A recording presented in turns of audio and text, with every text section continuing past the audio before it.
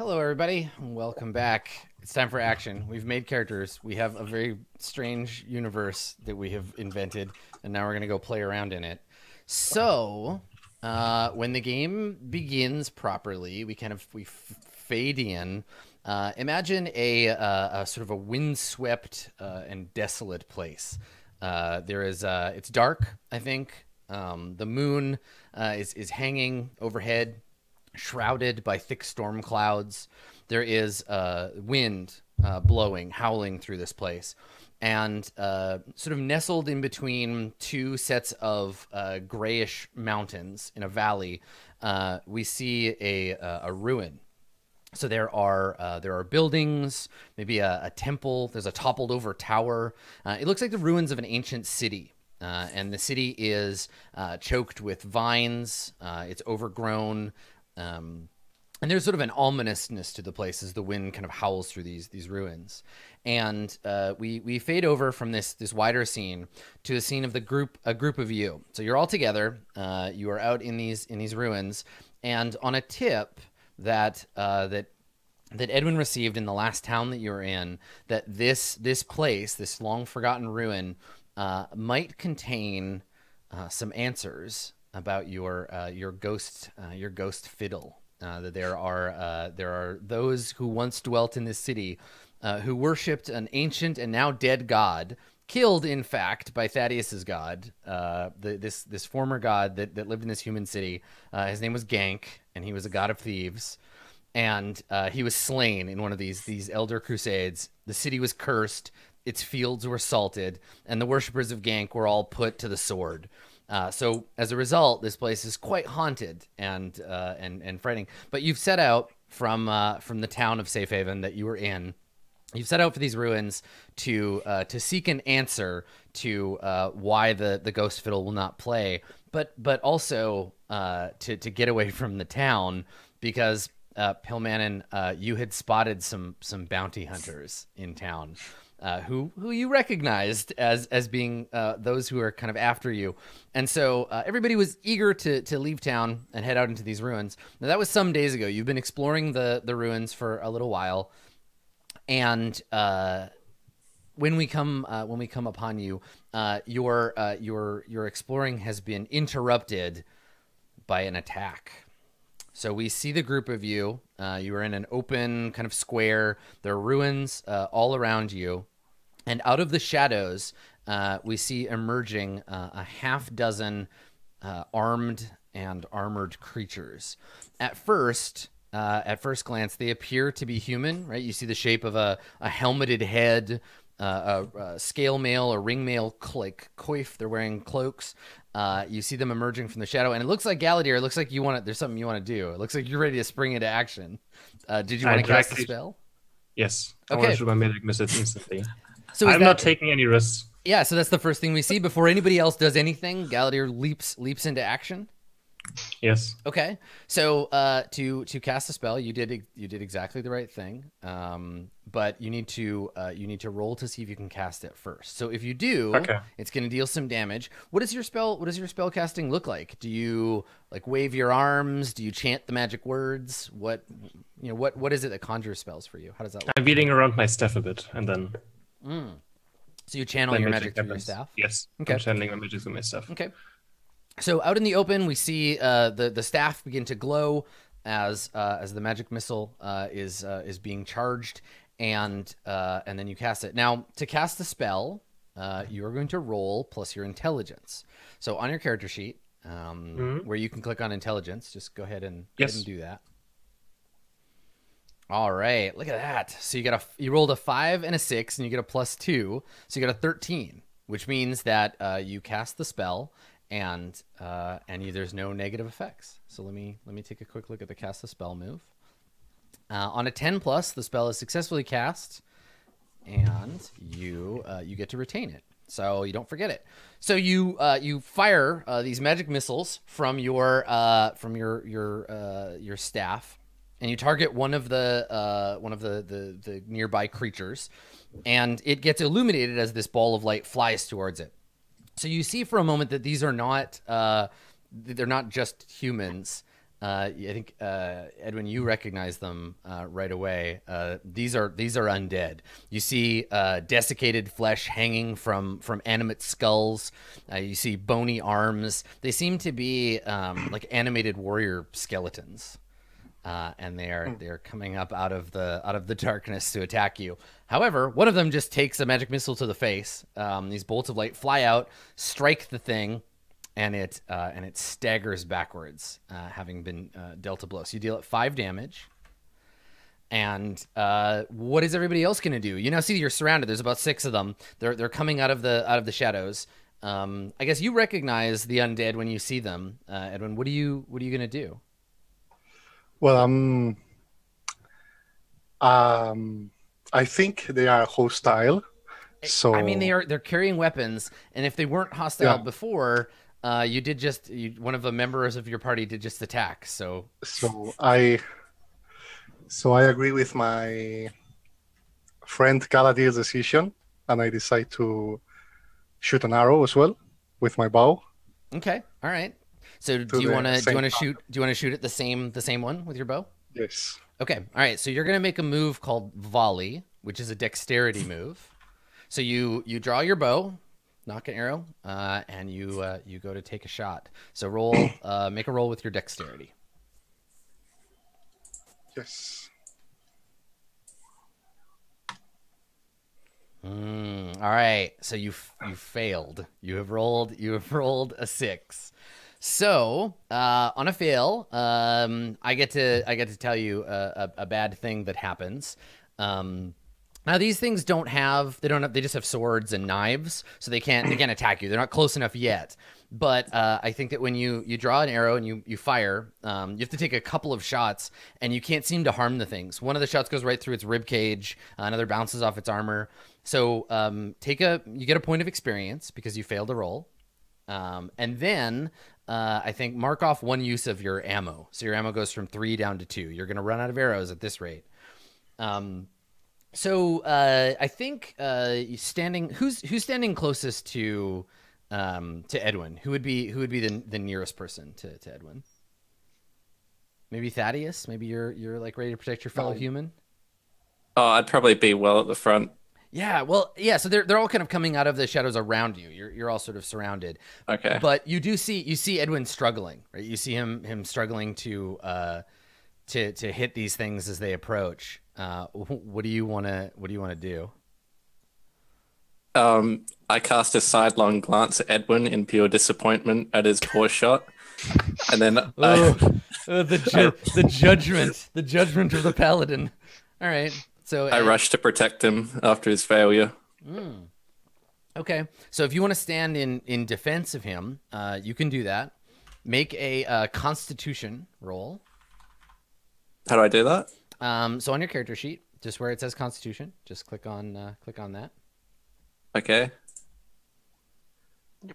There you go. Okay, so you got a 12. So you hold your shield aloft, you lunge forward to protect Edwin, and now you get to do over the course of the rest of the fight, as long as you're protecting him, you have 3 points that you can spend. So write down somewhere, or I can do it on the sheet for you. We'll make a note. I'll put it up here in blue. You have 3 points with which you can defend. And whenever you want, you can redirect an attack from him to you. You can have the effect of an attack against him. You can give someone else a +1 to hit him, like hit an enemy attacking him, or you can deal damage to anyone that attacks him. And I'll write these. There you go, on this sheet there. So, okay. All right. So, Edwin, you see Thaddeus leap to protect you. So he jumps forward and stands in front of you as these skeletons advance. They're getting closer. I want to give our fighter and our ranger a chance to do something as the skeletons close in. So, Pillman in 37, what are you going to do? It's very simple at this point. So I saw the failure of my my group in the sense that the magic missile hit. That was cool. It hit, but as far as I saw, he's still standing there and he's coming towards us, right? So I'm not very pleased with that. Mm-hmm. And then I don't know what our bard is trying to fight for. Like, he's useless. Anyways, it's pretty simple. So I mount up my duck, I ride one over, and this is our escape path. I want to abort this fight. Tactical decision. Retreat, boys. Okay, so you want to try to. So you jump on the back of the duck, Quack, who says his name loudly, and then you want to try to like make a clear path. You want to like break through. Yeah. Okay. All right. So you spur the duck into action, and his flappy feet flap against the floor as you rush towards one of the skeletons to try to open a path out.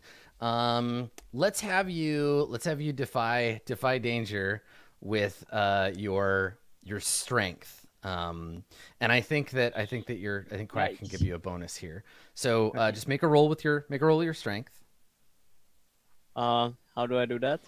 So just on your sheet, where it says STR and the 0 there, just click that. Okay. So even with the +1, a terrible result. So you rush forward, and I think that the two skeletons they kind of leap on you as you and the duck attempt to escape, and you get dragged off of Quack's back and onto the ground, where one of the skeletons stabs you in the chest with his skeleton knife. So What? you're gonna take some damage. Yep. Yeah. You get dragged off his back. You take 5 damage. How many? Do you have any armor? I didn't write any armor. No. Okay. All right. So you take that damage. So you have 11 hit points now. What? Okay. All right. So this is what happens. So all of these like skeletons are closing in. The only person who hasn't gone yet, and kind of watching all this, Nidorum, you see this. You see brave Thaddeus leap in to defend Edwin. You see Galadir cast a magic missile against one of these skeletons, and then in a brave attempt to I guess open up a way for you to flee the scene, Quack rushes forward, feathers flying, and then is knocked to the ground with a squawk of anger. What are you gonna do? You hold your father's hammer in your hands. Yes, I was firstly waiting because I was scared that Galadir's gonna hit me with his spells. So afterwards, Right. Okay. so afterwards, I saw Pinman and 37 rushing, trying to escape, and failing miserably at it. Yeah. I go and help him, and I attack one of the skeletons. Okay. Yeah. So you wanna just like rush over and start attacking one? Yes. Okay. Sounds good. So I can get my quack. Okay. So you head over, make a strength roll. Yes. Nice. Awesome. Okay. So you got a 12, which means you have a choice to make. So when you hack and slash an enemy, you have to choose on a 10+. You get to deal your damage, and you can either avoid any counterattack, or you can get counterattacked but deal an extra d6 of damage. So do you want to deal more damage and maybe take a hit, or do you want to fight safe and just deal your damage? Wait, we don't know these guys' hit points, right? No, you don't. I just go for it because my team doesn't look that good right now. Okay, so you're just gonna go all in. Excellent. All right. So we see Quack, and I don't. If you've ever seen someone try to like pick up a duck before, it's very difficult. They're slippery and they flap around and stuff. Imagine if that duck was enormous. So you see 2 of these skeletal warriors trying to pin Quack down. And grab it, but wings and feathers, and it's making a hell of a lot of honking noises. So they're pretty distracted. So you come running in with your hammer and you smash it into the back of one of them, who turns around to fight you as you tangle with him. So you're gonna get to roll your damage, which is just on your character sheet under your hit points where it says damage. Just click on that, and that's how much damage you'll deal him. Oh wait, I just pressed damage. Yep, yeah, just where it says just the word damage. Oh yeah, Yep. 10 damage. Okay, all right. Ouch. So you're gonna deal 10 damage, but in the process, I think it's Quack that ends up like dealing a hit to you, because you can't see what's going on. He's flapping his arms and quacking, and he lashes out, and you take a beak to the shoulder. So you're gonna take some Quack damage. What's your armor? 2. 2. Okay. All right. So You think it's not intentional, but I still don't like dwarves. yeah, right. You just get bit by a giant duck. I'm I commanding. take 3 damage then. And you take 3, but subtract 2 because of your armor, so you only take 1 damage. So I have 24 out of 25. Yeah, you're good. And in the process, you kill one of the skeletons. So you drive your father's hooked and spiked piercing hammer. You drive it home. It hits the thing in the back, and its bones scatter all over the ground. Quack uses this opportunity to make its escape. However, lying on the ground nearby, Pilmanen is still there. But you look down at him, and Pilmanen, you look up, and there's a flash of lightning. You see your dwarven companion having saved you, at least for the time being. There's another skeleton nearby. The others start to close in. Our wizard, what would you like to do, Galadier? Can I just say a quick word to him? Can Oh, I? yeah, of course, yeah. Okay, so if we get out of here, you're gonna taste my stew. Okay, cool. A promise of stew in exchange for bravery. All right. I want to taste it too. You'll have to earn your stew. Yes. Galadier, what are you going to do? I would be so nice to give him a healing potion. Oh, To nice. help out my little small child over Okay. there. So you want to run up and give a healing potion to the fur baby, to Pilmanen? Yes. Okay, so before you can do that, Pilmanen is still being menaced by a skeleton. How do you avoid that skeleton? Do you want to do something like, do you want to throw the potion to him, or because the skeleton's in the way between you? I'm and gonna him? use an ability. If I can again. Yeah. You want to cast another spell? Yes. Okay, what would you like to use? Invisibility. Okay, so you can cast the invisibility spell. Okay, so roll with your intelligence. Yes. We'll see how you do when you go to cast this. Okay. 7. All right. So, let's see. You have to make a choice. When you get a 7 to 9, the spell, let's see here, cast a spell. You draw unwelcome attention or put yourself in a spot. I'll tell you what happens. Or the spell disturbs the fabric of reality, meaning you get a -1 to cast spells until the next time you rest. So it makes it harder for you to cast more spells. Or you forget the spell, which means you can't cast it again until you have a chance to rest and rememorize it. Which of those 3 things do you want? The spell disturbs the fabric of reality. Perfect. That's a great one. Okay. All right. So you get a minus. Next time you cast a spell, you get a -1. Okay. So you take a moment to cast the spell, and you all see there's a flash, and your elven wizard vanishes. Galadier disappears. So before you have a chance to rush that potion over, the skeleton that was menacing you, Pilmanen, what are you going to do about it? So he stabbed you. He's got your gnome blood on his knife. You're lying on the ground. He's lifting his weapon to stab you again. What do you do? So I feign death while my team takes care of this battle. Okay, so you want to pretend like you're dead. I feign death until this guy close to me is taken care of. Yeah. Okay, that's totally a valid strategy. Let's see how good a performer you are.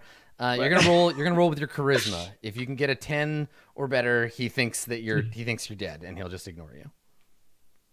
That is not quite enough. Okay, he's gonna stab you one more time just to make sure, and then he thinks you're dead. Why? Yeah. So he looks at you, and you're like, and you lie there, and he's like, I should give him one more just to be sure. So he stabs you one more time. Charisma is my top stat. Yeah, he stabs you one more time, and then you rolled really badly. Stabs you one more time, and then he turns to go look for someone else to murder. So you're gonna take d6 damage. Okay, you take another 3 damage, and then the skeleton goes away to go and find someone else to kill. So I guess that comes back to Thaddeus and Edwin. Thaddeus and Edwin, the skeletons are closing in, and they're approaching fast. What are you gonna do? Can I use arcane art, or can I not because my fiddle can't be played? I mean, I think you can sing, right? Like it's fine. You still have the ability to do things. Okay. So arcane art is the spell casting of the paladin, or of the bard, and it relies on your charisma. So I can choose one of these 4 things. So first make a choose what you're gonna do, and then make a charisma roll. So what would you like to do?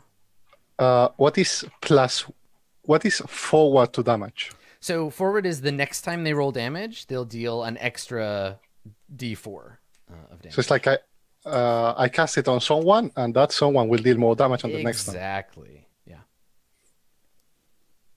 And well, I think I understand the last one as well. Okay, then I guess we have two persons who have been dealt damage, right? Yes. Yeah. A tiny little bit of damage to your stalwart dwarven companion, and then a lot of damage to the furry But- Ewok baby. Did Galadriel give him a potion or not? He's about to, but well, you can't see that because he's invisible now. Galadir disappeared. You don't know where Galadir is or what he's doing. All right, then I'm gonna try to heal Pilmanen because he's about to die, apparently. Yeah. Okay. All right. So you're gonna use a healing song to give him back some hit points.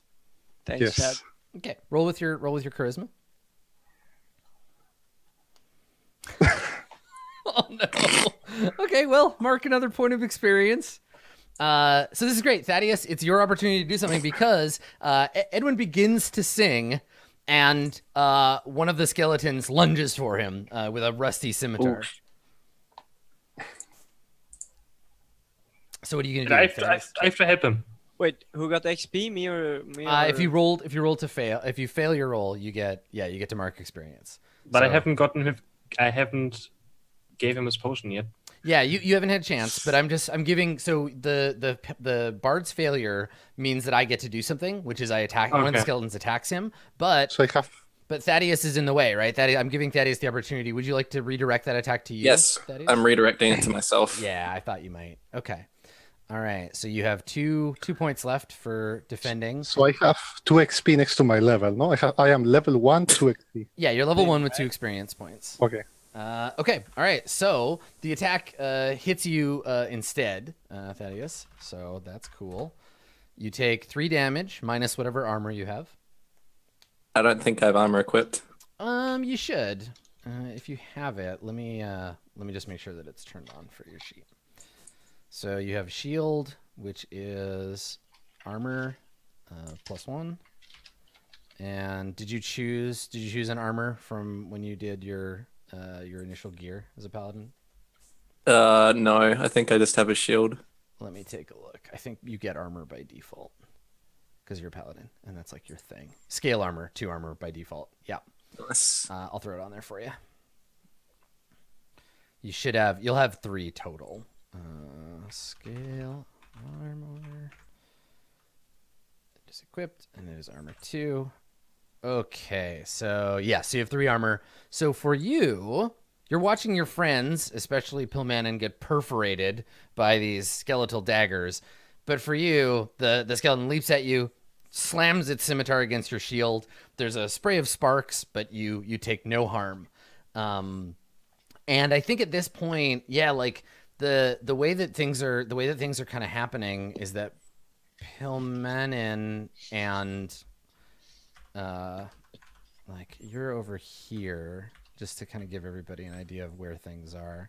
So like Pilmanen's over here on the ground getting stabbed and is pretending to be dead, and then Nidorum just killed one over here, and then Thaddeus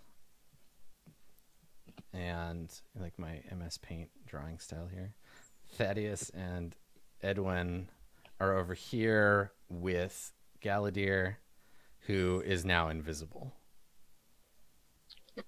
So it kind of looks like Thad and Edwin, you look around and it looks like you're alone and all these skeletons are coming towards you.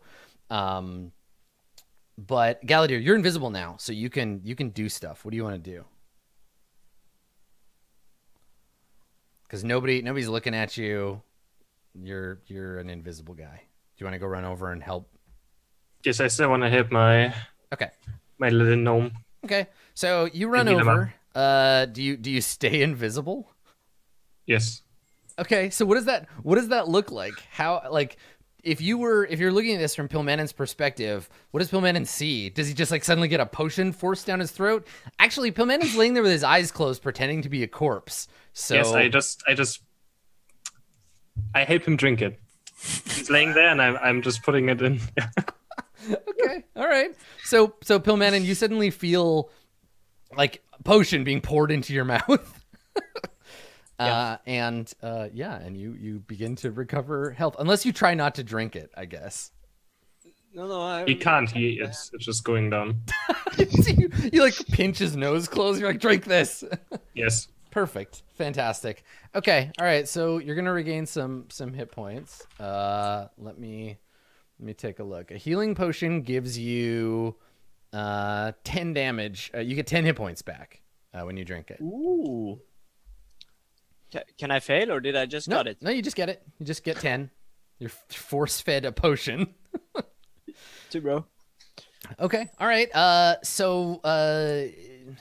Let's see. I think probably then Nidorum. It's your turn. You've killed one. Yes. You see Thaddeus and Edwin surrounded. There is an angry giant duck like running around in circles over here.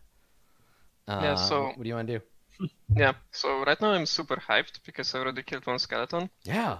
And because Quack scratched me, I tried to calm him down. And after I succeeded that, I jump on its back and start rushing towards...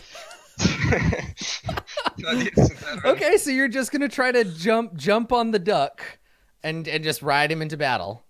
Yes, exactly. Okay, all right. Let's see. Now, Pilmanen, do you want to help or just watch? Well, I'm gonna take care of his actions later, but for now I just want to get out of this battle, so I'm allowing it. So you're distracted. Okay. You're not paying too much attention. Okay, so let's have you make a roll. Let's see if you can first seize control of the duck to ride it into battle. And then if you do, then you can roll. So make a roll with charisma. Okay. Wait, can I roll to help him? Like that I actually wink at my duck to say it's okay, let him? You could, but the best you could give him is a +2, and he rolled a 3. So that's fine. So Nidorum, Mark, you get a point of experience. So you like lunge for Quack to try to jump on his back to ride him into battle, but Quack has learned over many years that dwarves are not to be trusted, right? Like he gets told all the time, like, oh, you stay away from that dwarf. He's no good. You don't want to talk to him. Like, look out. They're all grumpy fake gnomes. And so he squirms out from under you, and you are thrown to the ground. And I think that you land on your head, and I'm going to give you the stunned condition. So you fall on your head, you bang your head on the ground, everything's stars. If you have to roll intelligence, you'd be at a penalty until you get a chance to rest and like clear your head. Okay. Meanwhile, Edwin and sorry, what's that? Can I be fine because I'm not smart enough anyways? So no, you're just okay. No one will notice that you're stunned. it'll be fine. The duck's running around, quacking loudly. Edwin and Thaddeus, the skeletons are closing in, and Thaddeus, soon you can't protect Edwin from every angle. They're about to like leap in. What are the two of you gonna do? Who goes first? Either way, it doesn't matter to me. If you want to drop your shield and go on the offensive instead of protecting him, you can, or you can let Edwin do something and then try to protect him from the results of his inevitable failure. So they're coming for us. Yeah, they're all. There's 5 of them, or 4 of them rather. Oh, there's 5 still. Yeah, 5 closing in on you. So I would cast my Arcane again, but this time to try to forward to damage on one of my allies, whoever is like most likely, whoever looks like the most powerful one. Probably. Yeah, Nidorum and Thaddeus are both quite burly. I request Edwin to bless me with his divine power. It's not divine.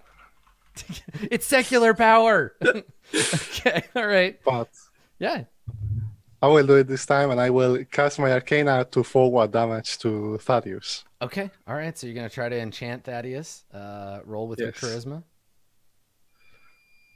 Let's see how it goes. Good luck. Hey, there you go. Okay. So on a 7 to 9 for arcane art, you have to make a choice.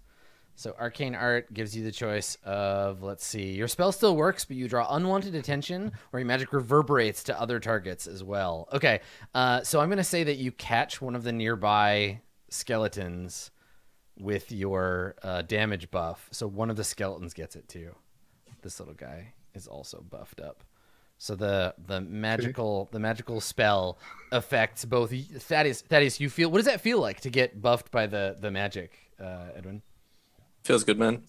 Yeah, that's what I thought. So is it like, does he just feel really hype, or is there like magic like in the air? How evident is this, Edwin? What does that look like for you? I feel to Edwin? Yeah, because I want to know what Edwin's magic looks like when it affects you.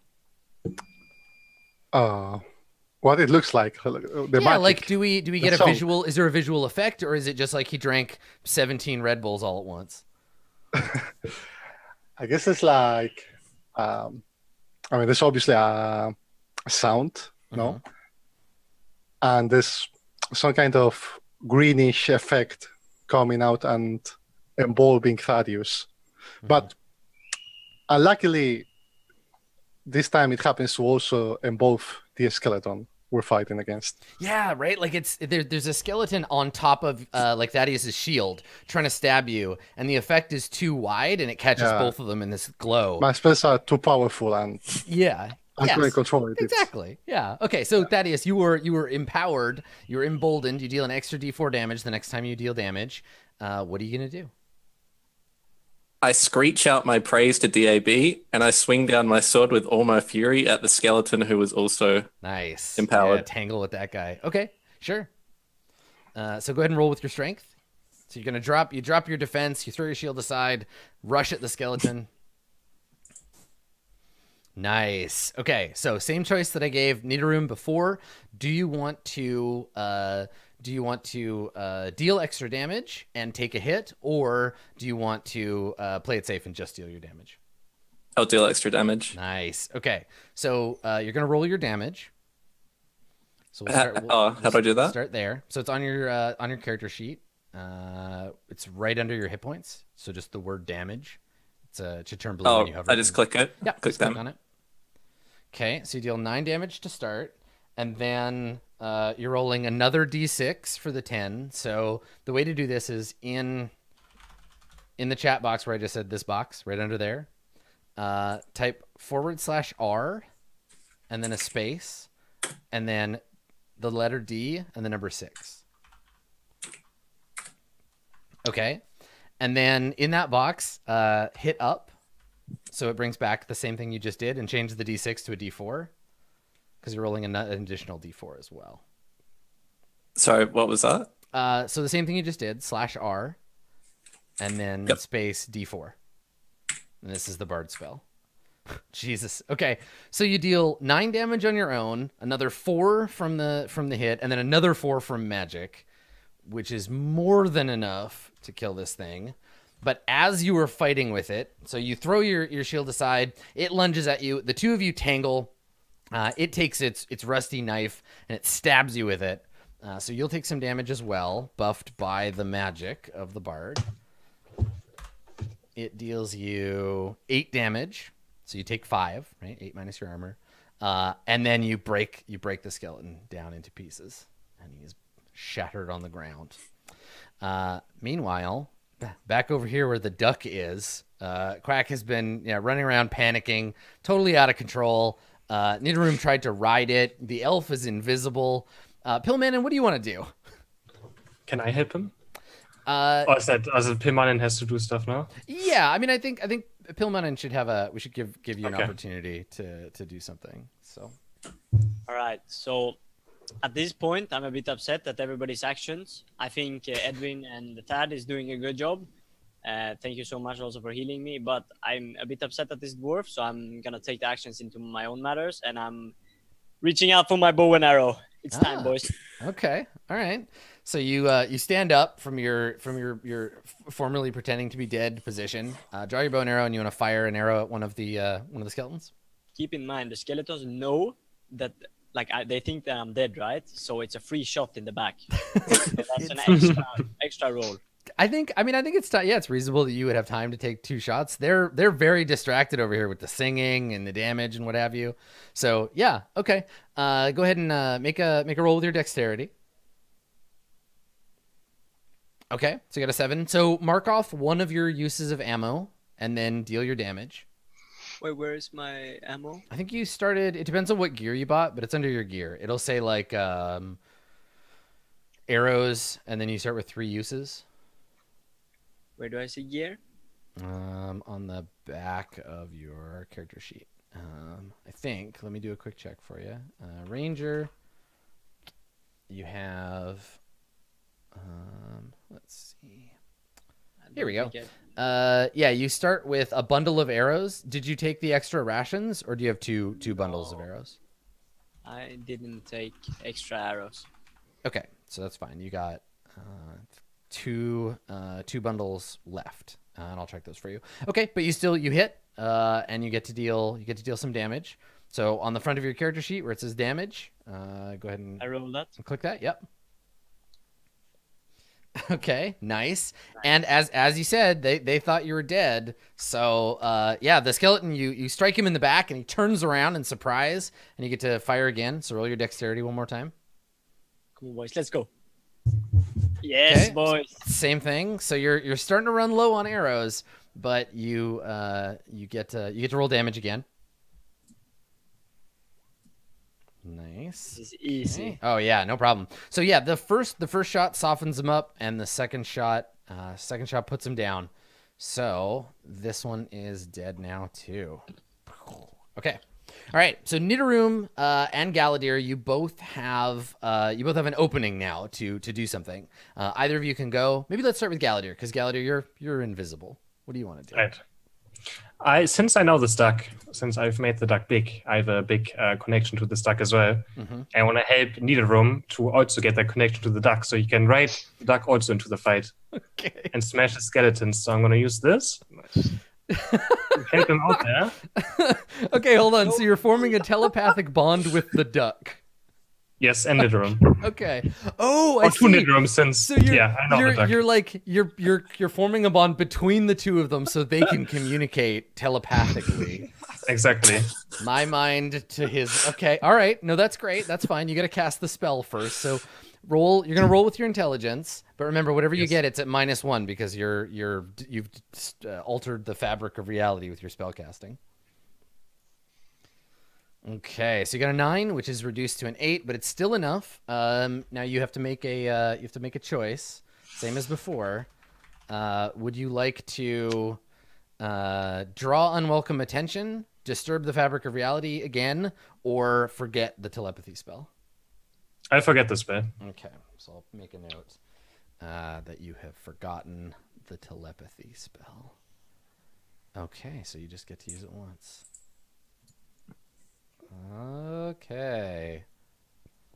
Perfect. All right, so Nidorum, you feel a doorway in your mind swing open, and beyond it, the thoughts of a duck. What is that? I'm gonna leave it up to Pillman and 37 here. What is the inside of Quack's mind like? It's like quack. Just a lot of quacking? Is that how that is? Pretty much quacking, like he's still kind of panicked. Okay, but you can understand, so you can understand it. So instead of just like quack, quack, quack, it's like, oh no, there's skeletons everywhere, and Pillman was dead, and that dwarf keeps trying to ride me. Oh my god! And like just a lot of conscious like stream of like, I wish I was floating in a pond eating bread. But you like, you can reach out, you can talk to Quack with your mind. What do you say, Nidorum? So I told Quack that Pillman was just pretending, and that he should trust me this time, and we can take down all of them if you just trust me. Okay, so suddenly Quack just stops in his tracks, and slowly like turns his duck head towards you. And in your mind you hear, "What is this sorcery? How is it that I can understand you?" I just say I'm actually really smart. Nothing to do with anyone else. And It's our special bond, even though I'm dwarf, so he can actually trust me. yeah, and Quack nods slowly and says, "I understand. Let's see if you can convince Quack to allow you to ride on his noble back. Make a charisma roll, and I'll give you a +2 from the effects of the spell. Like Galadir helped you with magic. Okay, all right. So you got a 7 and 9. So do you? Okay, so before Quack allows you to ride on his back, he looks at you and he says, "To ride upon the back of a war duck is a great honor. First, you must give me a sacrifice." And he opens his mouth like he wants food. Do you have anything you can give him? I don't have. I promise him the stew from Pilmanen after we get out. Pilmanen, do you regularly feed? Is this like normal for Quack? Does Quack get the stew whenever he wants, or are you still like keeping it from him? No, for sure. He gets the stew. Okay, so he's not that impressed. He's just like, "No, I can eat that stew whenever I want. I want dwarf food." And he like waddles over to you and starts sniffing around your gear, like pulling on your bag and like hassling you for food. Yeah, but I'm a farmer boy, so the only thing I have special as a dwarf food, and I'm a farmer, are potatoes, so I just throw a potato in his mouth. Okay, yeah. So he's a huge duck, so he can eat a potato in one bite. So you just like throw a potato in his mouth, and he like chomps it down, and then he looks at you, and he bows his head, and he says, "That will be sufficient," and he like lets you get onto his back. All right, so Pilmanen, you see Nidorum climb up on top of the duck's back, and prepare for battle. So while that's happening, over here, Edwin, what do you want to do?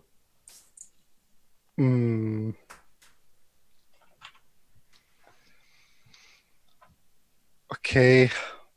And it's not all I can do because Yeah, I mean you could try to fight one of them. You could yeah. you could buff that. I'm again. not very confident on my bow skills right now.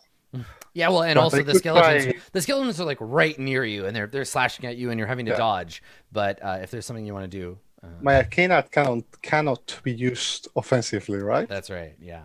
I could try to hit them with my sword. Yeah.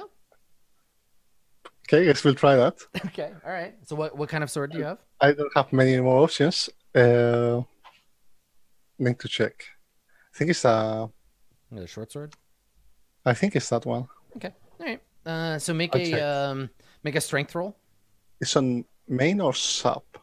I have a short sword. Short sword. Yes. Okay. So make a strength roll. Yes. Yeah. Roll with your strength. Okay. All right. So you hit one, so you get to do your damage, and you'll get attacked by one of the skeletons. So roll your class damage. It's on the front of your sheet.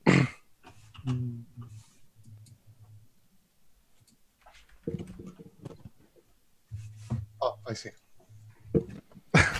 Okay, good. Wow. You poke him gently for 1 damage, and in fact, I don't think you don't even pierce his armor. Thaddeus, you see bravely Edwin attempt to like, "Oh, I can fight too," and like stabs the skeleton. The skeleton just looks at the sword, looks at him, and just shakes his head like, "No, what are you doing?" And then swings out with the skeleton swings out with his own sword, dealing 5 damage. 5 damage to you, Edwin. Yep. Minus, I think you have leather armor, so you take 4 damage. Yes. But yeah, so you hear a shout of pain behind you, Thaddeus, as Edwin gets slashed. What are you gonna do? I glance at the skeleton that Edwin just grazed slightly, and I swing at it with all my power. Okay, good. All right, so make a strength attack. Roll with your strength there. See how it goes. Ooh, okay. So I think, and I'm gonna give somebody else an opportunity to like help because you're right on the edge here. If you can get a 7, it's a hit. But you see Thaddeus turn and maybe it's Pilmanen. You see Thaddeus turning to fight the skeleton, and it leaves him open to another skeleton that's about to leap on his back. Do you want to use your action to help Thaddeus? He's about to get stabbed in the back by a skeleton. Yes, of course. Thaddeus has helped me in many battles, and he has sworn to protect me ever since I stole his god's cape. So, of course, I'm going to help him. Right, which he doesn't really know about the stealing thing. But yeah, it's a gift. Okay, so instead of rolling with one of your stats, how many bonds do you have with Thaddeus? One, I think, right? How can I never broke them up, I think. I think you have one. So what we're going to do is you're going to put in the chat box down here. You're going to type here. I'll just 2d6 plus 1. So you want to type that, but not without the quotation marks. Yep. So just manually rolling. We're going to roll 2 6-sided dice, and you're going to add 1. Okay. All right. So, Pilmanen, you expose yourself to some danger or risk, and I think what this is it's your last arrow. It's the last arrow you have. So you take out your last arrow from your quiver, and you fire it at the skeleton, which distracts it long enough to move Thaddeus's 6 to an 8. So that is, you get to do your damage, and you won't just miss your opportunity. But that also means that Pilmanen, you don't have any more arrows, so you can't fire your bow until you get more. So, Thaddeus, roll your damage.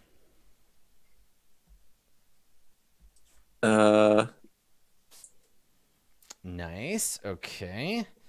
All right. So you lash out and you hit the skeleton, almost killing it, and then the skeleton behind you stabs you with the knife and deals you 2 damage after your armor. Okay, Galadir, there's chaos all around. Nidorum has mounted the dwarf and is ready, or mounted the duck. That's not the other way around. The duck is not on the dwarf, and is ready for a charge. You are still invisible. What would you like to do? I'm slowly panicking, and I'm just going to cast magic missiles. Okay, all right. So because I don't know what else to do. The magic missile will make you visible again. But yes. If you hit, and which of the skeletons are you going to attack? The one that's that is like sort of tangled up with, the one that attacked him from behind, or like this little guy down here? The one that's taking Thaddeus from behind. Yeah, nice, good call. Okay, so you'll deal 6 damage. But first, cast the spell. So roll with your intelligence. Yes. And you're at -2 because you have 2 spells that you failed. Okay, so mark experience because you rolled a 6, so you fail. And I think what happens is you cast magic missile and it hits everybody. Everybody gets hit by a magic missile. So everybody takes 6 damage. And that's that. Okay, so that one, the one that Thaddeus, the one you were fighting, takes a magic missile in the skull and blows up. But also everybody else gets magic missiles. So Galadir appears, throws the spell out, and hits everybody. So also me, or only the other side? Literally everybody. The duck, you, Pilmanen, Galadir hits himself. How much HP does my duck have? I hit myself as well. Yes, you hit yourself. Yeah, everyone takes 6 damage. So a swarm of tiny balls of light fly out and strike everybody. Nidorum, you are still you managed to still cling to the duck's back. He's ready to charge. What do you want to do? Yeah. Okay, so I start charging with the duck, and I'm slowly getting into a baseball position, ready to smack one of the skulls from the skeletons. Okay, so you wanna charge in? Do you want to go after the one that is attacking Thaddeus, or the one that's gonna attack Edwin? The one that's gonna attack Edwin. Okay. And this is just like head down, full on charge in there? Yes. Okay. All right. So you can go ahead and hack and slash. If you hit it, what's Quack's ferocity, Pilmanen? It's 2? 2, I think. Okay, so you'll deal 2 extra damage if you hit. So roll with your strength. Oh wait. I did something, I'm sorry. That's okay. You just showed us your bow. That's a cool bow. I like Nice. your bow. Nice bow, dude. Yeah. So go ahead and Nidorum, you rolled your. Is that your strength roll there? You already rolled. Yeah, that's the strength roll. Yeah. Yep. So you hit. So roll damage, and add an extra. We'll add an extra 2 to it, so you deal 5 damage. Okay. All right. So I should just roll damage. Okay, it did. Yep, you got it. So you rolled a 3, you get an extra 2. It has 1 armor. So you bring it down. It's almost dead, and you come crashing into it with a quack and a flapping of wings. You swing your hammer down, and but your hammer is piercing, right? Yeah. So you ignore its armor and you kill it. And so I think you come out the other side, and it scatters. There's bones everywhere. Edwin, you see like a knight on duckback. You see Nidorum ride heroically into battle. There's like a peal of thunder and a flash of lightning, and he's holding his father's hammer, and he's riding a giant duck. There's bones everywhere. Thaddeus, you want to put this thing to bed? There's one more skeleton, and he's just stabbed you in the back with a knife. He's got one of Pillmanen's arrows sticking out of his skull. What are you gonna do? Me or Thaddeus? Either of you. I think Thaddeus is in a position to take a swing at him. Yes, I swing my sword again. Yeah. Okay. So I roll strength. Yes, please. Oof. Okay. So you turn around, and I don't know what is it that, like, do you slip in the mud because it's like it started to rain, there's a storm brewing? Do you slip in the mud? Are you distracted by all the quacking on the other side? What is it that makes you falter? I'm an old man. My frailty gets the best of me. Yeah. This combat has made me weary. Right. And I collapse. Your armor and your sword and stuff is getting heavy in your arms. So you turn and you try to swing, and the skeleton lunges in, and you don't get your shield up in time. And he stabs you in the chest, and you take but your armor protects you. That's good. You're like a big heavy tin can. So your armor protects you. He doesn't stab in too deep. And I think Edwin, you're closest to him. You see Thad take the hit from the skeleton. You hear the groan of age escape his lips. Edwin, what are you gonna do? I see that he takes no damage, so he's not in much danger. And Sure. I think I want to heal myself before I get killed by this crazy wizard. I like that. So it's like you see your friend who's been protecting you this whole fight. He's an old man. He's dying. What are you gonna do? I heal myself. I think he's not dying, and I'm really Sure, close to that. That's fine. Go ahead. Just until before Galadir accidentally magic missiles 4 everybody health again. left. Okay, so you sing your arcane art, your song of healing. So roll Yes, on myself. roll charisma. You sing the song of selflessness. Can you fail? Okay. All right. So there's a sour note. You try to heal yourself with song, and I don't know, it's all the quacking's putting you off. And I think instead I'm gonna give you a condition. So I think that you are going to be let's see. I'm gonna give you the sick condition. So your song is so bad that you become overcome with nausea, and you just feel sick and like dizzy and maybe fall to one knee. Pillmanen, what are you gonna do? Your dwarf friend is riding around on your duck. You don't have any more arrows. There's a terrible song that kind of sounds like he's barfing coming out of Edwin. What are you doing? You're muted, Quack. Oh, sorry. No, Can it's I cool. pick up my arrows? You cannot. No, not right now. You're in the midst of battle. Okay, because I would like to do a James Bond roll, pick up the arrow, and shoot the skeleton in the face. Okay, yeah. I think if you want to roll for it. So you see an arrow sticking up out of the sod, one of the ones you missed. You want to run, do a roll, grab it, and at the end of the roll, fire the. Okay, all right. So let's see how that goes first. So the run, the roll, the grab. Make a dexterity roll first. You're gonna defy danger with your dexterity. It's free.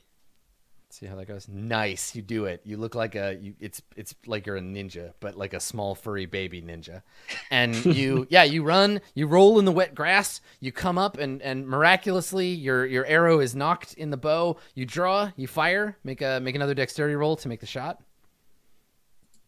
God, just beautiful. So you finish it, all the momentum of the roll goes right into the bow. The bowstring snaps out. We see this would be the like slow motion shot of the bowstring like vibrating and beads of water flying off of it as it leaves your hand. Flies forward, strikes the skeleton. Roll your damage. Oh, roll damage? Yep, roll damage. And you kill it. Good work. The skeleton's head pops off its shoulders, shattering into chunks of bone and scattering on the floor. And just like that, the dead have been returned to the earth.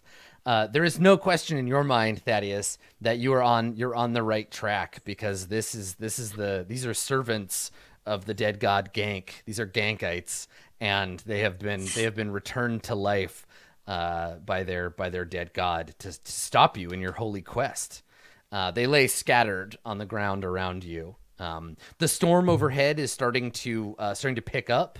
What is everybody going to do? The fight's over, but you are still searching these ruins. But it might be good to find some place to hide out from the storm before it gets worse. I'll leave it up to you. There's a moment of quiet. What is everybody doing? I'll go last. Yeah, I mean, you're all kind of like working together. Like, do you talk? Do you like find somewhere to hide from the storm? Do you press on? So the reason, again, just to remind everybody, because I had someone in chat ask, the reason that everybody is here is that you heard in town, you heard a rumor that these ruins contained a secret that would help you play the ghost fiddle that you can't get to work. Also, you're hiding because, and I don't know if Pillman told anybody about this, but Pillman 37's got some bounty hunters on his tail, and you've fled here so that they don't follow you. Yeah, guys, we kind of gotta keep moving because. Yeah, I want to keep moving too. I want to not listen to such horrible songs anymore, and I think those bounty hunters are not going to follow us into ruins. What bounty hunters? Let's just hurry up and get away from here so I can offer my stew. But yeah, I want to eat the stew now. I attempt to check on Edwin's condition as he's currently doubled over, near dead. Yeah, so Edwin, you still feel like you feel a little nauseated, a little bit sick, but not you're not so bad. You're doing okay. You'll have the sick condition for a while yet until you get a chance to rest. How's everybody doing for hit points? Is anybody like perilously close to dying? Yes, I am on 4 hit points. Oh, he's at 4. Okay, so that is you see your friend, and he's in dire need of your healing. Would you like to attempt to heal him? Can I heal him? Yeah. You have a paladin ability. Just keep in mind that you have sworn to protect me. So you have an ability called Lay on Hands. So if you touch him and pray to your god, pray to Dab for well-being, you'll roll, and you get to either heal a disease or cure some damage. But you might have to take damage yourself if you do. I offer Edwin my healing services in exchange for his worship of my god. Oh, damn. I refuse. Oh, no, thank you. I walk away in disgust. Damn. Okay, cool. Can I not heal myself? Oh, no, because I'm too tired after failing. Well, you have, I mean, arcane art. Arcane art can certainly heal. You do have that option if you'd like to try. But it is like, being loud and singing and what have you, performing. So it's possible that you could attract more strange undead creatures. It may be wise to find somewhere safe to hide first. This would be wise. I would like to keep searching in the ruins, because I think the fiddle might be missing its magic bow to play the. So you think that might be what's led you here? Yeah, is that I think. Like okay. I think that might be the secret to playing the fiddle. Okay. But considering my own health, it might be better to find a place to rest first. Okay. As I am an intelligent gnome, I suggest the bard to let my companion try to play the fiddle. So you think the duck can just play the ghost fiddle? I think it can. It doesn't even have hands. How would a We duck shouldn't, play we a shouldn't try fiddle? that. Could make us all sick. Yeah. I'm gonna be nice and an offer option, I guess. another one of my potions so we can keep moving. Mm-hmm. Yeah, because how many do you have? You started with 2? I have 2 more potions. Yeah, you got 2 more? Okay. So I want to give Edwin a potion. Edwin, would you accept an elvish Yes, healing I potion? accept. Nice. I accept the potion. All right, so you're gonna roll. You just get 10 hit points. You gain 10 hit points Okay. back, Edwin. Okay. All right. So, rumor has it then that somewhere deep in this ruined city there is a temple to Gank, a vault of stolen ancient stolen goods that in the war was shuttered away and hidden by this god, so that the Dabites couldn't find it. They never found the vault, so it is possible that it could still be here. Do you want to press on and look for the vault, despite the fact that the storm seems to be getting stronger? I just wanna stop and eat somewhere. Okay, yeah, that's the other option, right? Is that you rest and try to regain some of your strength. I'm pretty strong. I can keep moving. Okay, we have one for resting and one for I mean, it for depends. going. We're going to ruins, right? Yeah. So the storm shouldn't affect us at all as long as we're getting in there in time. That's what I So feel. if we would hurry up a bit, Yes. maybe get there. If our old man Thaddeus can walk Hurry up. at a good pace. I agree with Nidorum. I start grumbling and mention the need for rest. It looks like it's 2 on 3. So pressing on. I offer Sam to ride on Quack's back so we can move on. Sure, I accept, but I give it to Thaddeus because he's the old man and the nice young guy.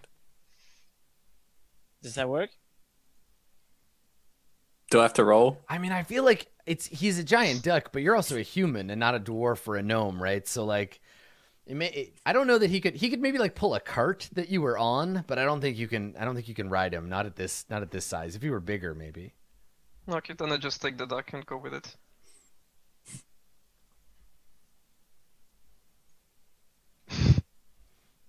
He's big. He's just not big enough. Okay. So, I mean, if you want to walk, then you're okay. But yeah, I mean, you're all where you're at hit point wise. You're doing okay. Another fight will probably be risky, but yeah. Okay. So you wanna press on. So who's leading the search through the ruins? Is it Edwin, or is somebody else kind of taking the lead? I think Edwin knows he's been in pursuit of this mystery for a very long time, so he knows his way. He has a good idea of what he wants to do, so I think he should. Yeah, I guess I lead the way, but I stay close to my companions just in case more hostile things Okay. appear. Why don't let's have you roll as you search the ruins. Roll with your wisdom. All right. And we're making a move called discern reality. So you're gonna roll and you're gonna get to ask me some questions. Nice, get 10 or better. Fantastic. Okay. So here's the list of questions. You can ask me 3 of them, and I will answer them. And then you get a +1 bonus to anything that you do related to the answers to those questions. All right. So what here is useful or valuable to me? Yeah, right. And so this is the real answer, is like, what is valuable? What's useful? How do I find the thing that I wanted? So we see the answer to your question. We see this as the group of you enter into the deepest part of the city, this valley city's ruins. There are tall but crumbling buildings on either side of you, and you come to a central plaza where there's a set of stairs, and at the top of the stairs there is a defaced statue It's a statue that in one hand holds a stone dagger and in the other a purse of coins.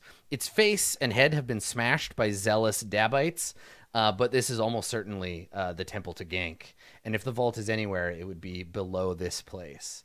So you've found your way to the temple stairs, and if you can sneak inside and get down into the basement, you may find what you seek in there.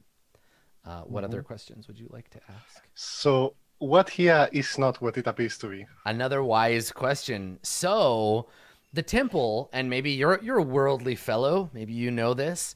The temple was built to trick the Dabites, right? Because if you're the god of thieves, you don't build your secret vault in the basement of a big flashy temple. You hide it somewhere else. And you know that this god, that Gank, has a secret identity as a god of tailors. The tailor god is actually like one of Gank's secret identities. And so nearby, kind of out of place in the temple like district, you see a little tailor's shop. And it seems untouched by the pillaging because, you know, the Dabites wouldn't have any reason to attack a tailor's shop. And so you think probably if there's a secret entrance, that's where it would be. All right. Yeah. And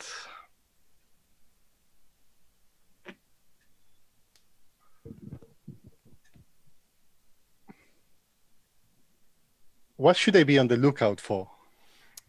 You should be on the lookout for the terrible curse that was laid on this place when the followers of Dab left it behind. There were lots and lots of people who were unjustly slain just for living in this city, and their spirits are they're not resting. This place is rife with the undead. All right. So there you go. So I think we should investigate the tailor shop or whatever it was that remained untouched. Yeah. It's pretty suspicious. Mm-hmm. So I propose that to my companions. I could also try to sneak down to the vault. Mm-hmm.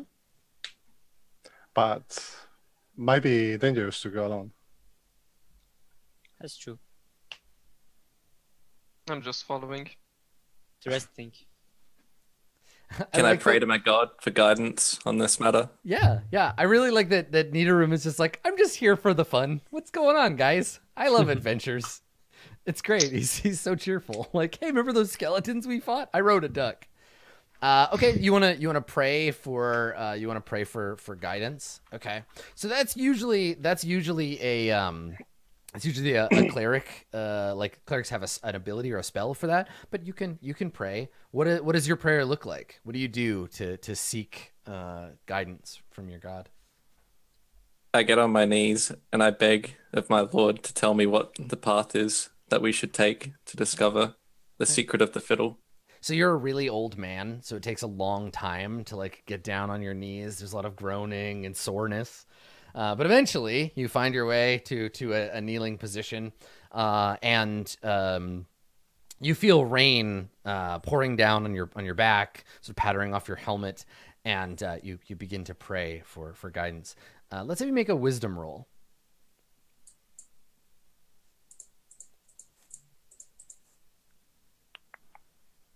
Let's see what happens. Okay, all right. So I think so on a 7 to 9 you get what you want, but there is some complication. So I think that you reach out with your prayers to Dab, and you feel like a pull, rather than like a straight up like answer. God isn't like go left.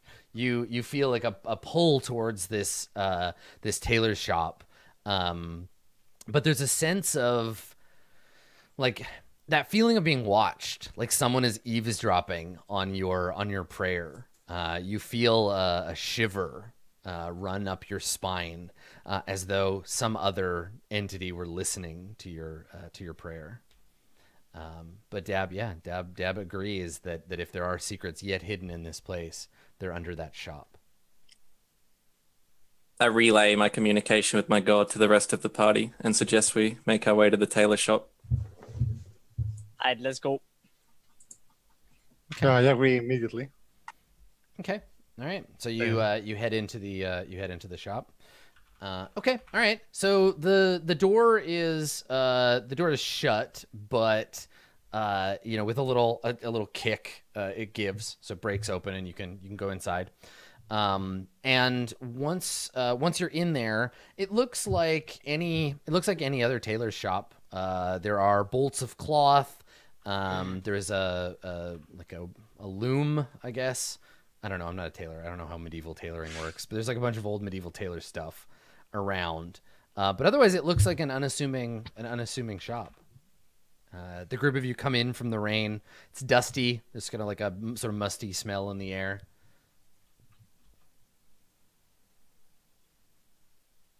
What do you do? I instantly launch at one of the clothing, as once again I'm very into human clothing in general. Right, that's right, exactly. So there are all these bolts of like beautiful cloth and like, to you, like enormous clothes, like huge shirts and enormous pants and like big boots like laying around. Like there's lots and lots of enormous clothes for you to put on. So I think your duck, I think Quack rushes after you as well, and starts digging through the clothes. So they're busy doing that. What's everybody else doing? I feel like throwing out magic missiles to know if there's a secret. Yeah, you'd have to have a target for team. Yeah, you'd have to have a target for your magic missile. I'm crazy. I have a lot of targets. Yeah, I mean you could pick a person if you wanted. I just say that we should probably move out and look for clues instead of looking at human clothes. But you might find a hat in here. I don't need one. That's fine. Okay. I want to move on. Mm-hmm.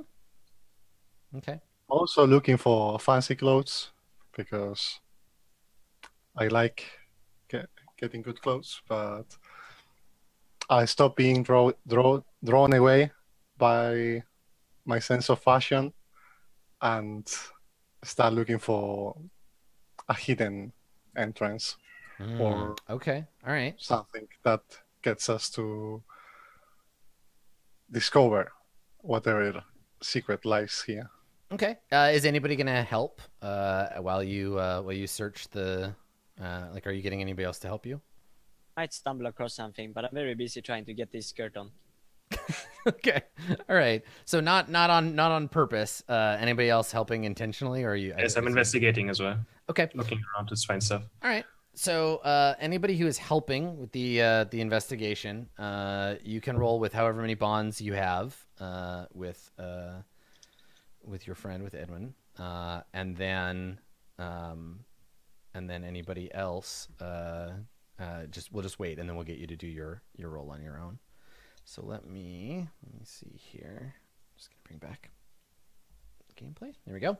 Okay, so anybody who's helping, you're gonna roll. It's that same thing that I typed in before, like that, but instead of +1, it's /R space 2d6 plus however many bonds you have with Edwin. Okay.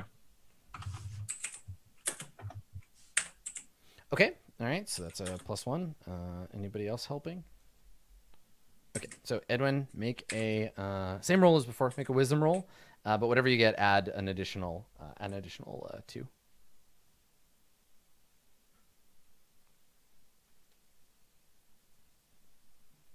Nice. Okay. Great. Okay.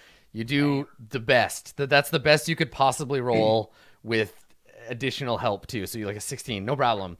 So yeah, you find a secret. Now, where I'll let you decide this because you're the expert. Where is the secret entrance hidden in this tailor's shop, and how do you know to look there? I think it's on the floor. It's trapdoor. It's a trapdoor, yeah. Mm-hmm. Okay, and what marks it as like the right place to look? Like, how do you know to find it? Is it like a a sigil that you recognize from having seen somewhere? Is it like a standard trapdoor you've seen before? It's a sigil I recognize from other ruins I've visited before. Okay, so you've been in these like now. Is it a sigil to like holy to Gank, or is this like some other kind of mark? I don't recognize it being attached to any kind of god or religion. I think it has directly something to do with undead or some kind of magic similar to the one that the fiddle possesses. Right. So we might be on the right track. Can you make an intelligence roll for me? I want to see if your character if something would occur to them. So make a roll of intelligence. Get a 10. Okay, great. So you know that one thing above all that Gank loves to steal is souls. Gank is known also as the thief of life, and he has a subset of his religion are like undead, like assassins, basically, who stalk the world and steal people's lives. They steal souls, and so the two of them kind of fit together in your head when you realize, like, oh, this place is going to be dangerous if we go down here, but you're on the right track. Yes, I know it's going to be dangerous, but I think we may get a very valuable treasure out of this. Nice. Okay. All right. So do you share the dangerous part with your friends, or are you just like, no, I found it, this is the way to go? I tell them to be ready because we could face. I don't make them panic, but I tell them that we could face enemies like before, like the skeletons we had before, or something similar. Okay. Well, yeah. Before we head down, I'm out of arrows. But as my gnome father taught me about my gnome mother's mother, who was a great tailor, I could probably make some out of the materials here in the tailoring shop. Right. Just get like some really long like yarn, like darning needles, and put some feathers on the back of them. You know what? I think it's reasonable that you could try to scavenge up something to make gnomish cloth arrows in this place. Let's have you make an intelligence roll. Roll with intelligence. We'll see what happens. God damn it. All right. So instead of that, while you're digging around in this place, you just end up like stabbing yourself by accident on the loom and taking 4 damage. So Pillmanen's like, I can make arrows, and he wanders off into the back, and then you hear a yelp of pain. How are you doing for hit points here, Pillmanen? 5 now. Okay, and he comes back like blood dripping off of his hand, like ah, and you ended up stab yourself on a spindle. So. Can I heal our stupid gnome? You can, yes, you could try to use arcane art to try to heal him. So I roll charisma. Yeah. Okay, all right. So you do it. So you can roll. I'll roll a d8 for you. Okay, so you recover 5 hit points. So you poke yourself for 4. So you end up 1 higher than where you were before. So Pillmanen, you get another 5 hit points. And then you got an 8. So let's look at what the options are for arcane art.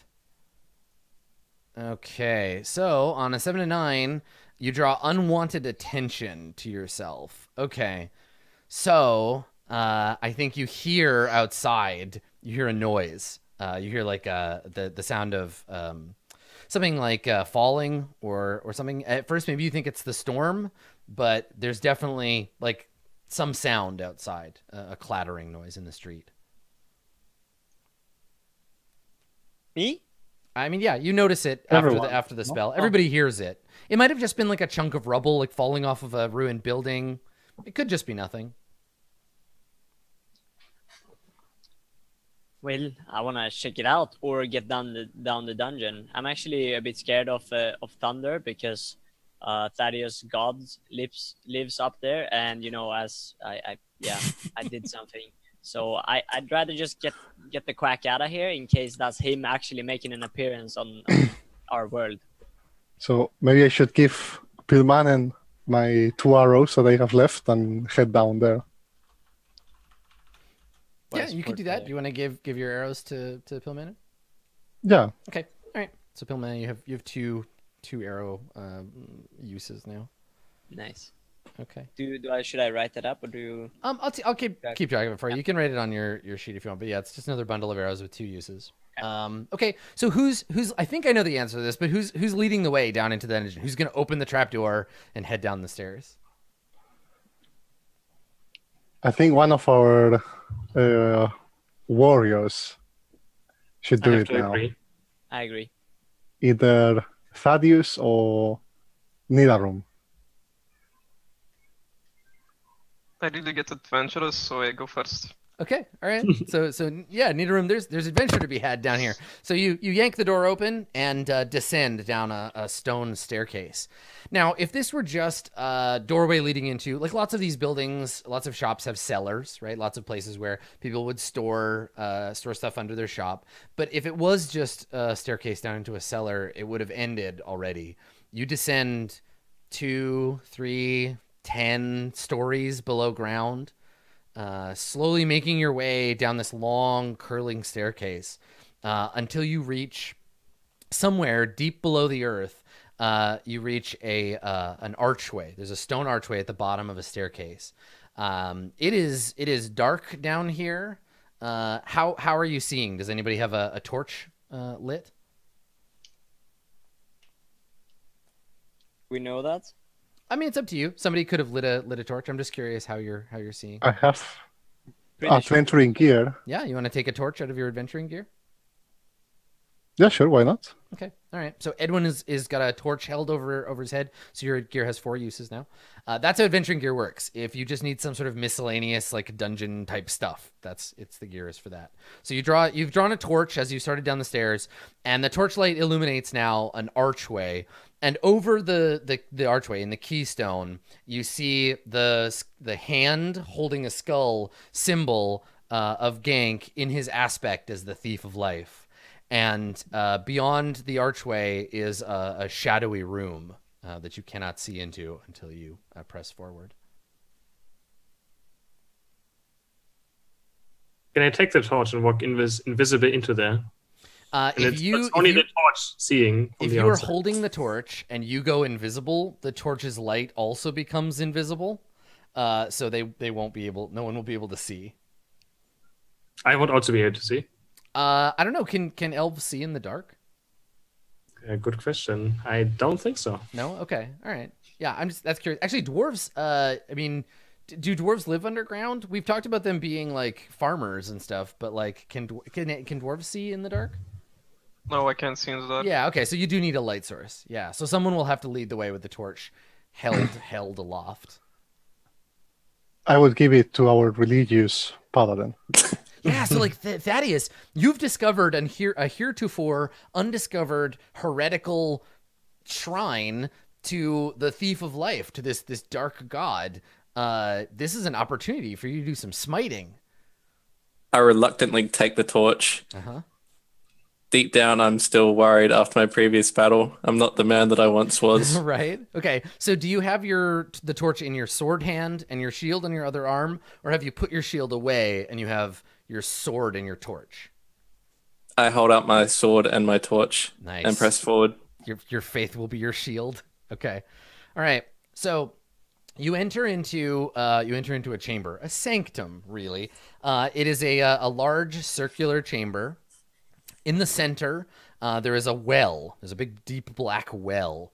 The well has there's a chain hanging over it on a pulley that drops down into the darkness. The walls of this place are covered in images of funeral rites, images of the dead being buried, And then this same image of a black sort of shadowy figure drawing souls up from the ground or stealing the spirit away from a funeral. And in one of these images, you see, Thaddeus, you recognize the symbology of your god. You see Dab in his holy pose. And behind him, his pocket is being picked by this shadow. And this is all on the circular wall of the room. And in the middle of the room, there's a deep black well. I slowly approach the well. Okay. Sure. Yeah. The room is eerily cold. There's a chill mist kind of like hanging on the floor. The well is about 2 meters across and looking, I don't know, do you look down into it? Yes. Okay, yeah. So long iron chain that descends maybe 30 or 40 meters before darkness. Like you can't see anymore with your torch.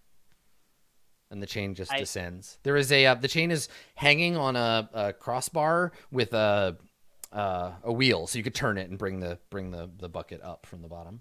I'm ready to climb down the chain with the torch in one hand, climbing with the other. You want to climb down into the well? I'm the man for the task. Sure. Okay. Yeah, that sounds fine.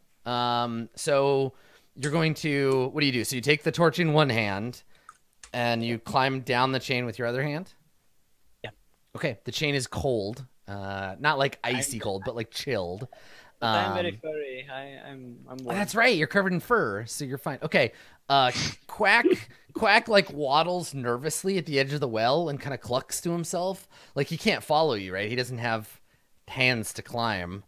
So what do you say? Do you say like anything to Quack before you descend? Tell him to not worry. And after all this time, I know that the dwarf is trustworthy. So in case something would happen, he will be safe and the dwarf will take good care of him. Okay. All right. And then you begin your descent? Mm-hmm. Okay. Let's see how it goes. As you climb down the well, everybody watches as the torchlight gets smaller and smaller and dimmer until it essentially vanishes into the dark. And as you descend, Pilmanin, you see around you these ancient stones, and at first they're locked together like mortar bricks. And then eventually you get to the end of the constructed shaft of the well, and it's just natural stone. It's slick with water. You see algae. There are mushrooms growing in clumps on the walls as you descend. Can you roll a Constitution roll for me as the chill gets deeper and deeper? You can feel like it getting into your bones. Oh boy. Yikes. Okay. So as you get down further and further, you can feel like despite your fur, you get further than anyone else would because you're all furry. You feel your hands going kind of numb. You feel the cold. Your breath is frosting in the deep well. And I think that you feel yourself starting to get you're starting to get kind of weak. And it occurs to you, I'm going to give you the condition. I give you weak. It occurs to you that this may be the point of no return. You can either climb back up or try to climb back up, or you can press on despite the cold, despite the chill that's sapping your strength. What do you want to do? There's a legend about Pilmannen, which we will all know by the end of this session. So I'm not backing out of the mission. I keep going. All right. So, despite your weakness, despite the cold sapping your bones, make a strength check. Okay. All right. So, Pilmannen from above, Pilmannen continues down deeper and deeper into the well, and he is never heard from again. What? I want to make there's a special move you have to make when you die, which is what just happened to you. You just climb down the well into the underworld. Good job. So let's see here. So when you take your last breath, You're gonna make a move. So roll just roll 2d6. So in the chat /r space 2d6. Yep. And just hit enter. There's no bonus, no penalty. This is the big one. Oh, okay. So on a miss, your fate is sealed. You cross over into Death's Kingdom. And when we do your outro, you can tell us what the gnomish afterlife looks like. But you climb down into the land of the dead and vanish. The other four of you, what are you doing up above? Pillmannen climbs down. How long do you wait before you're like, maybe we should do something? But how can we get down there? Well, so like the chain, like you could pull the chain up, or I guess you could all climb down into the underworld. Yeah, let's pull the chain up and see what happens. Yeah. So you want to start turning the crank? Yeah. On the chain. Okay. All right. So I tried this earlier. there's a rattling as you like start to pull the bucket up. And it takes like a long time. This is like rattling of the chain, the slow drawing up of the bucket. And yeah, Quack is like flapping his little feet nervously, like, what's going on? Oh my god. And you slowly turn the chain, and eventually at the edge of your torchlight, because you had to light another torch up here, the edge of your torchlight, you see something raising up. And it's not a bucket. It looks like the top of a bird cage. And you continue to crank it, and this metal cage is lifted slowly up out of the bottom, and in it you see a tiny.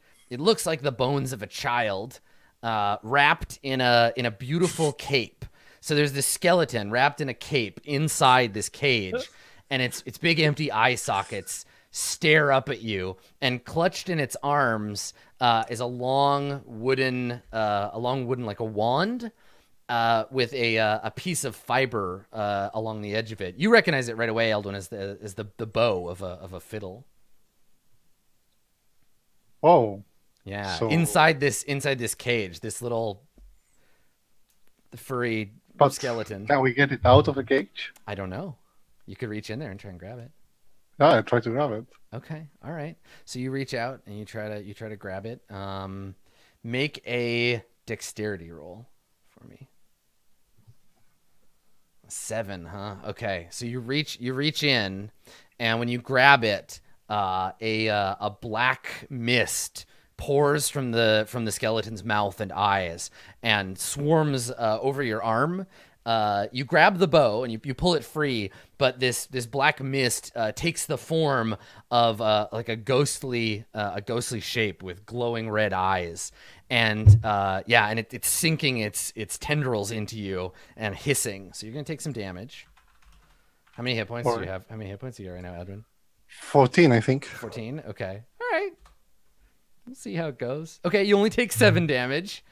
And you see a ghost, this like ghostly shape. And I think you're there, Thaddeus, you're there to like try to protect him. That's your part of your, I mean, you failed at your quest to protect the gnome, but your human friend here you're trying to convert is being attacked by this horrible ghost. What are you going to do?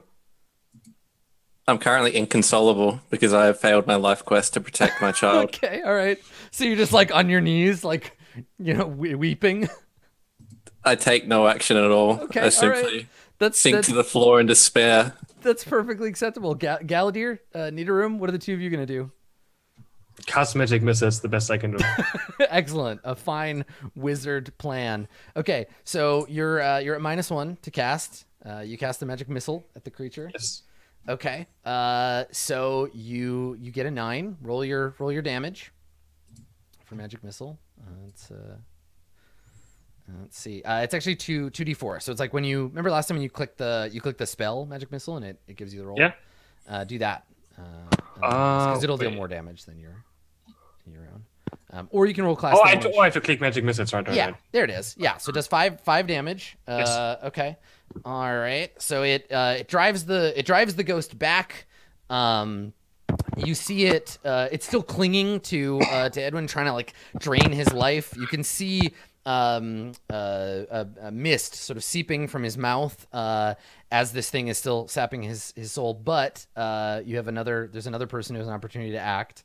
What are you going to do, Nidorum?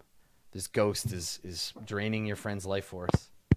I see Thaddeus being totally destroyed, Yeah. having his mental breakdown of his quest. Mm-hmm.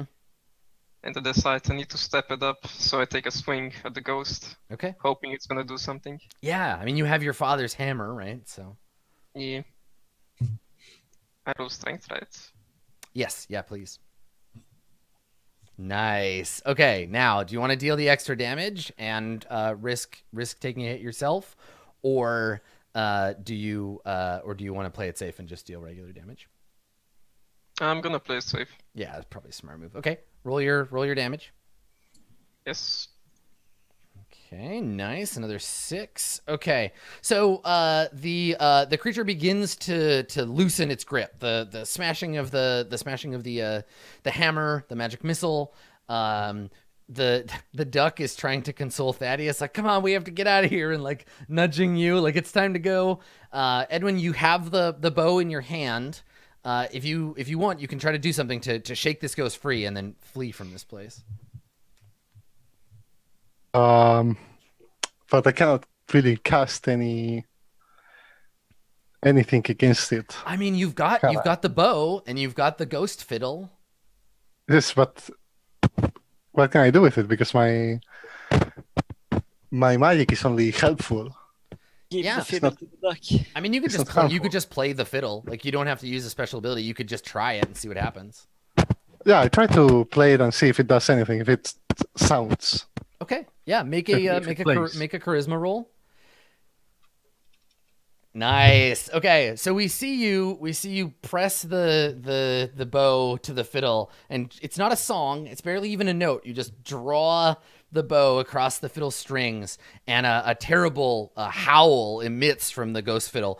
Its little the S holes light up with green light and fill the room with a blast of power. The ghost is repelled and flees down the well to escape you, and the building begins to rumble and collapse. The ceiling starts falling in. Chunks of the walls are crashing down. What is everybody going to do? This place is coming down on your heads. I'm on Quack and start running. You jump on the duck. Duck's ready to go. Okay, so the two of you start flapping up the stairs. Okay. Galadir, what are you going to do? I'm running too. Yeah, so you run after them. I'm selfish. I don't care. I'm out. Okay. I'm gonna run for my life. Edwin, I think you've just finished the note.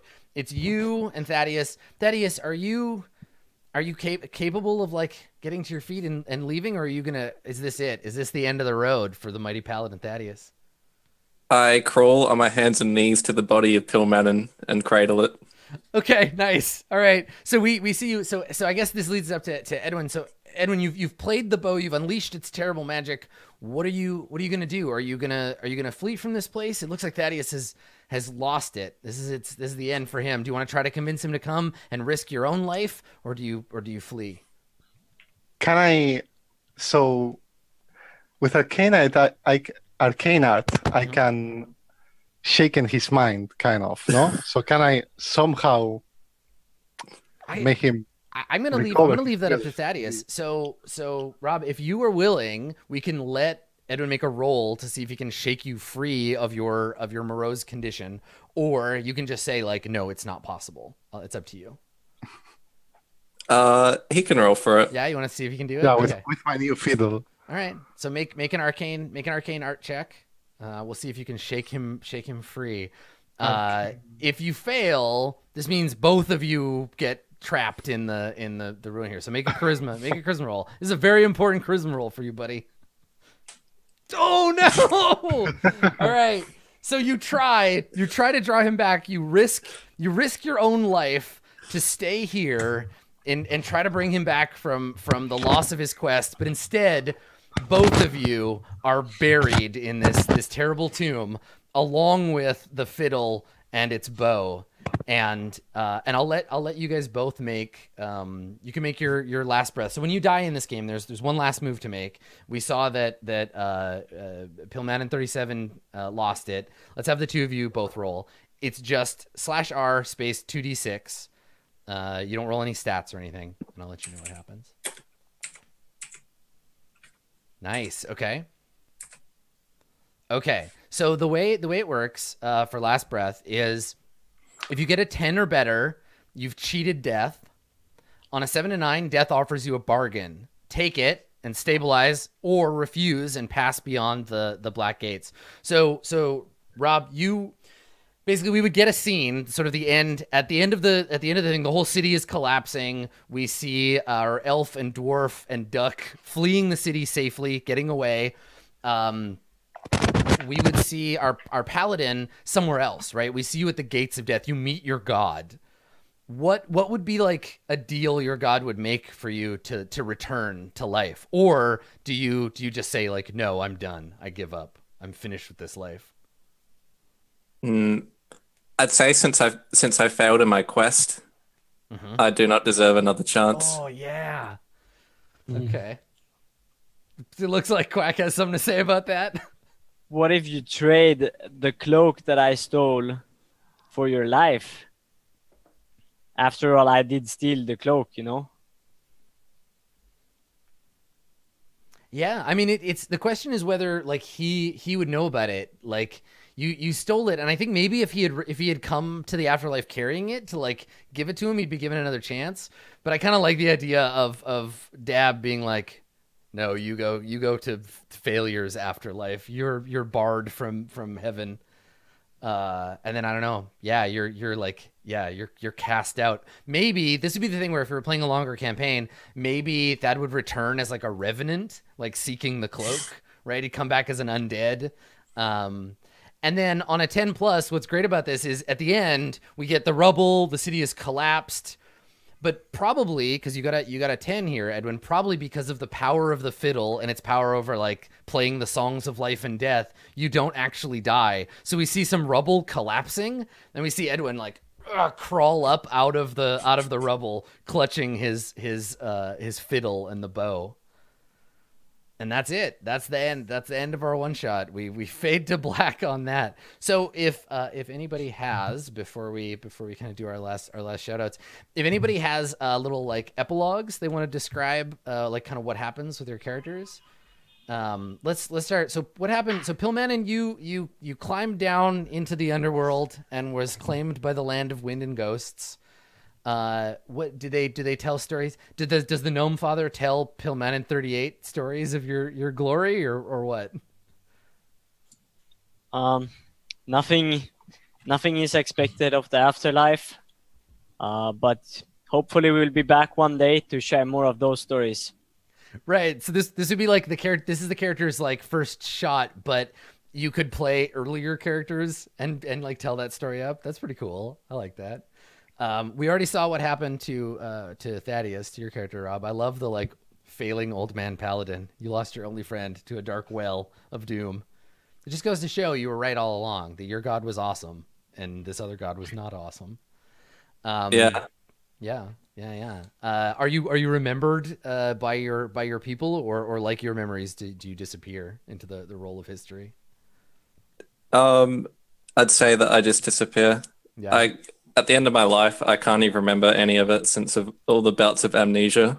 All I know is that I failed in my one task. Yeah, but you tried, and that's something. Okay, cool. Edwin, you survive by the power of the like summoning fiddle that gives you some kind of like power to play songs that control life and death. What does Edwin do next?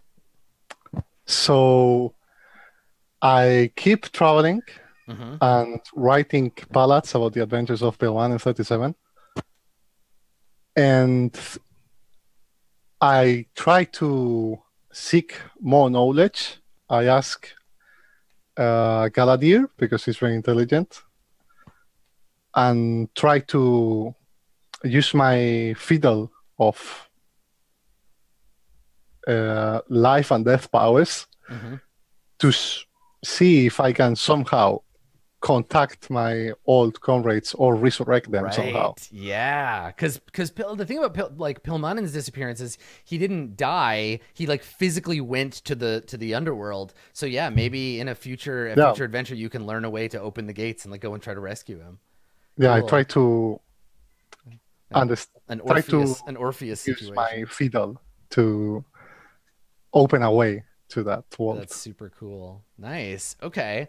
So what about Galadier? So Galadier, what do you do after this like run in with the thing? Do you continue adventuring with your friends, or do you retire? No, I'm settling down. I don't want to adventure anymore. I try to adopt my little dwarf, Thaddeus, but he wants to actually stay going on adventures. And I know he's in good hands with Quack. So I think they can make a great duo. Okay, so Nidorum, it's done for me. Nidorum, do you continue on your adventures with your new friend Quack? Yes, I continue adventures with Quack. Okay, cool. But I'm a bit driven of guilt because I left Thaddeus behind in the ruins. Mm-hmm. So I swear to myself that I'm gonna do a better job next time. Yeah. That makes sense. So I want to show you. I found the most amazing token. Look at this token. Look at this awesome duck angel thing. That's in the Roll20 marketplace. I wanted to share it with you and with chat. It's beautiful. This is Quack's true form. Yes. Quack the mighty angel looking out for his dwarf friend. Yeah, you can get him in warrior form too if you want him in super armor, or I think we got some different wizard colors. That's great. That's beautiful. Nice. Excellent. Well, cool. That's it. That's our adventure for today. Thank you, audience, for coming and watching us play some Dungeon World. For my fellow players, you did such a good job. That was so much fun. Thank you, everybody. You made up a really weird and awesome universe for us to play in. So thank you for that. Same. It was fun. Yeah. So I'm Adam Coble. I'm the GM in residence here for Roll20. I run live Twitch RPGs on our channel twice a week. We do a game of Pathfinder playtest, and we're currently running through Waterdeep Dragon Heist for 5th edition D&D. So if you liked this, there's lots more of this kind of content. If you missed the beginning of the episode, it'll be on our YouTube channel, along with all of the other stuff we've done, campaigns, one-shots. We've been doing this for several years, so there's lots and lots of good stuff to check out. And you can find me at twitch.tv/Adam Coble or on Twitter at Skinny Ghost. These fine fellows are Roll20 Esports. They play a little game called Heroes of the Storm, and from what I understand, they're pretty good at it. Certainly better than me. It was really fun to play the thing that I made with you guys, but I refuse playing HOTS with you because I will just ruin it. But I'll let these guys tell you where if you want to follow them. Tell us what your Twitter is if you want people to follow you there, or anything else that you guys get up to if you have a Twitch channel or whatever. Let's start with our furry baby. Quack, where can people find you on the internet? Well, first of all, thanks for having us. It was actually a lot of fun. And obviously the the Legend of Pilmanen will continue. I'll come back if you ever want me back. And you guys can find me at Quacknix, both on Twitch and Twitter. And as of right now, I'm not really doing like D&D and such content, but who knows? Maybe in the future. Who knows? It's addictive. Yeah, I saw some ducks up in the chat. So cool. Down below Quacks, it's Rob. It's our paladin, our sad old man paladin. You did a good job. I love tragic paladins. Where can people find you if they want to go and see you doing stuff on the internet, Rob? Thanks, Adam. You can find me at twitter.com/robadubber. And just want to echo what Quack said. This was a hell of a lot of fun. And I think for you to do such an amazing job with people that don't have any idea what they're doing, it's like pretty impressive. Thank you. Yeah, I had a great time. Like I said at the beginning, I love playing this game with people who've never played RPGs before because they're less scared of what the right thing to do is and more like, we'll just do whatever seems like fun, like a giant duck. I don't know. Cool. Down below, right here, it's our bard, Edwin, aka Shad. Tell us where we can find you on the internet, my friend. Hey, thanks for having me. My Twitter handle is @ShadHeroes, and yeah, we got carried by you tonight in Dungeon World. It was a lot of fun, so yeah, thanks. Cool. Thank you. Down in this bottom corner over here, Zarmini, tell us where you are on the internets. You can just find me on SarmonyMM at Twitter. Otherwise, I would just like to say that if no one noticed, my name spelled backwards is actually Muradin. If someone noticed. Awesome. That's great. I actually really liked your character's name. Nidorum is a great dwarf name. So Nidorum. Yeah, Muradin backwards. Yeah, I completely missed that. And normally Same. that's like the most obvious thing. It's like Alucard. Nice, cool. Yeah. All right, it's canon. You're Muradin's backwards son. Very sneaky. Nice work. Yeah, I was thinking if Muradin would be my father, but Yeah, that's great. That's so Oh. good. Excellent. Last but not least, it's Chris over here, being the elf. Where can we find You you? can find me on Twitter at ChrisHeroes, and you can also watch me throw around actually magic missiles in Heroes of the Storm on Twitch TV Chris Heroes as well. Nice. And yeah, thanks as well. It was interesting for the first time. I enjoyed it. Good. Well, interesting is what we aim for. So thank you for coming, everybody. This has been a very special Roll20 Esports X Dungeon World adventure. I love getting to play games. If you want to learn more about Dungeon World, it's in the compendium on Roll20. All the character sheets, everything we use today is available for free. You can go check it out at roll20.net. I hope that you do. We will see all of you next time, wherever that next time is. Bye, y'all.